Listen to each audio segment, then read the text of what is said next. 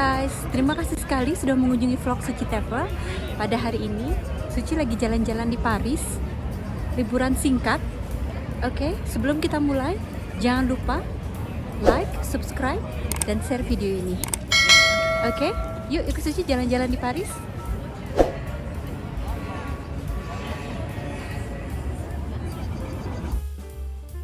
Pada hari ini, Suci mau pergi ke Gedung Opera Palais de Garnier.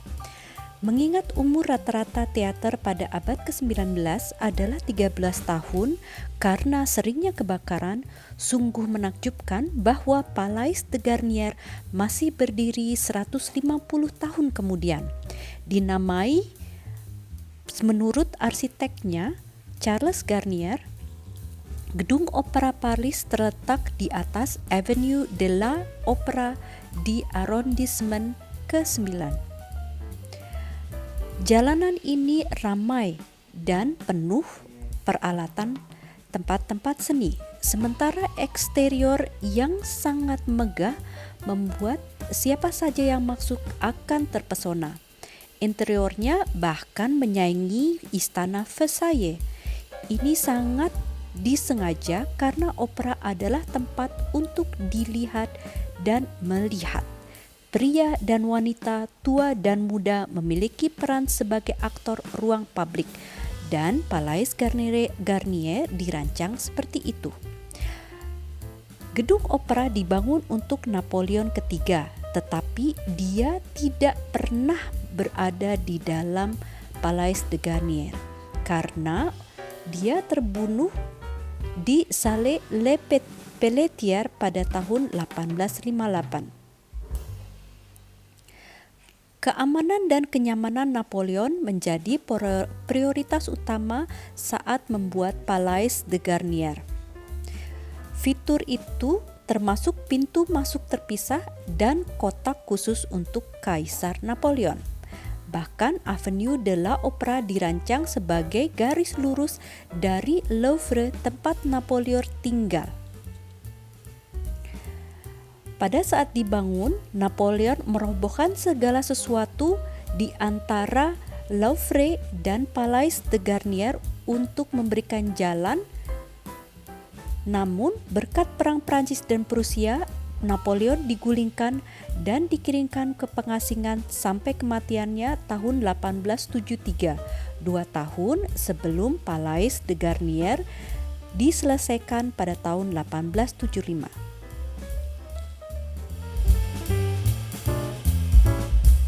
Interior Palais Garnier dihiasi dengan 30 jenis marmer dari 8 negara berbeda.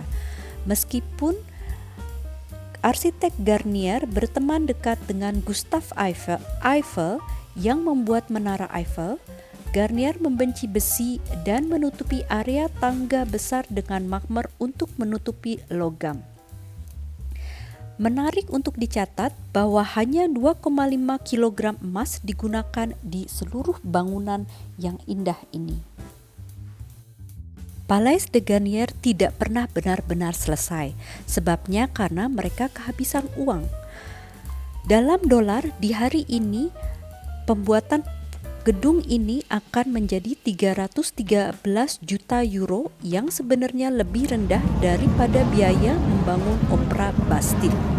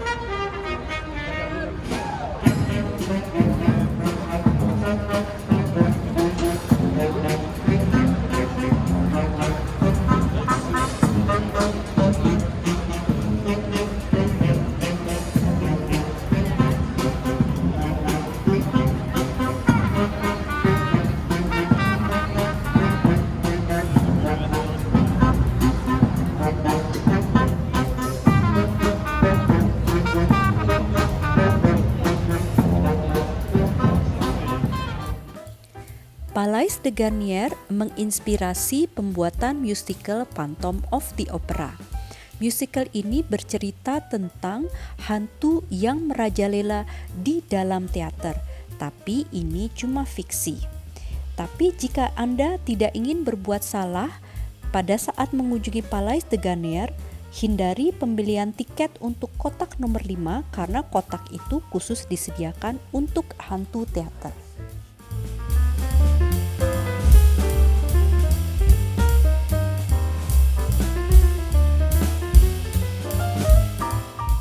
Setelah selesai berjalan-jalan dan melihat-lihat Palais de Garnier, kami melanjutkan jalan-jalan hari ini menuju museum terbesar di dunia, Louvre.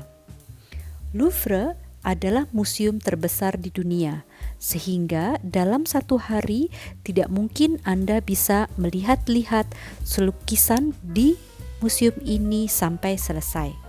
Apabila Anda meluangkan 30 detik pada setiap lukisan di Louvre, akan membuat Anda 100 hari untuk melihat semua lukisan di museum ini. The Musée de Louvre sebenarnya bukan museum. Awalnya ialah sebuah fortress yang dibangun pada tahun 1190. Louvre diganti dari fortress menjadi Royal Palace pada abad ke-16 century.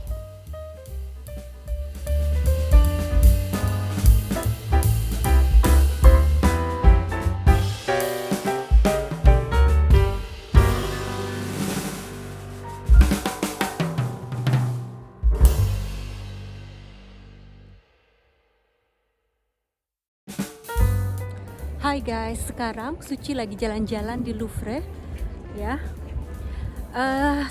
Suci sudah 3 atau 4 kali di Prancis. Kali ini sebenarnya Suci ke Prancis, ke Paris hanya untuk mengantar anak-anak liburan. Mereka mau ke Disneyland Paris, kita mau ke Disneyland besok. Jadi hari ini kita sudah 10 tahun tidak pernah ke Paris. Jadi kami kesini hanya untuk jalan-jalan dan bikin foto-foto. Apapun yang orang bilang soal Paris, ini adalah salah satu tempat yang paling indah di dunia buat Suci.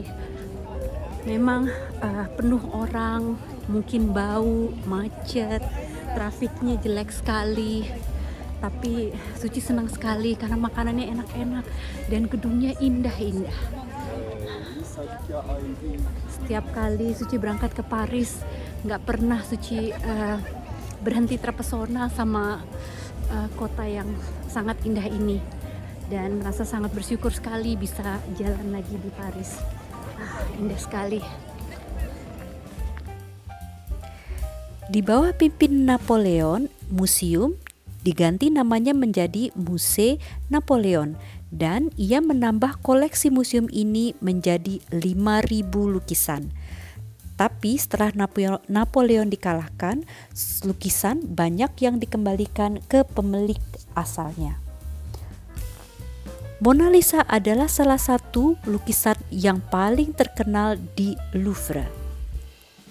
Oleh karena harganya yang sangat tinggi, lukisan Napoleon ini diproteksi dengan menggunakan bulletproof glass dan juga ada bodyguard. Tetapi lukisan ini pernah dicuri pada tahun 1911 sebelum akhirnya dikembalikan ke museum 2 tahun kemudian. Lukisan Mona Lisa ini sebenarnya tidak begitu besar.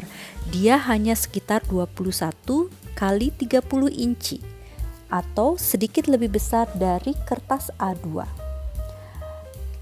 Museum Louvre memiliki 7.500 lukisan.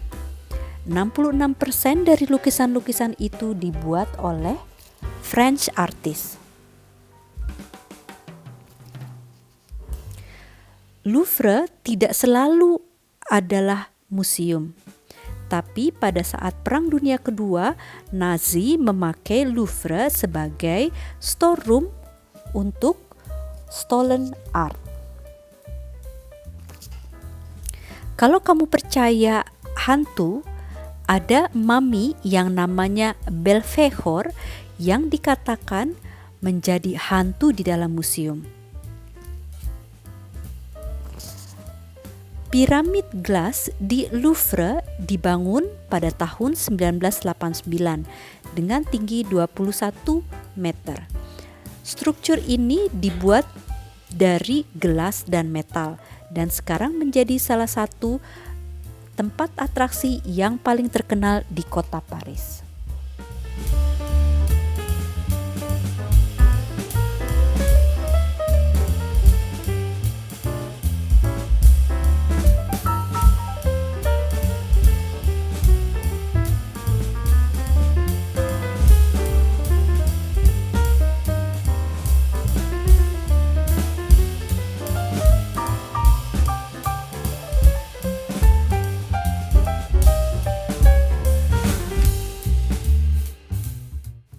Terima kasih sekali sudah ikut Suci jalan-jalan di Louvre Museum dan Palais de Garnier. Jangan lupa untuk like, share, dan subscribe video ini. Sampai jumpa minggu depan. See you next time. Ciao ciao.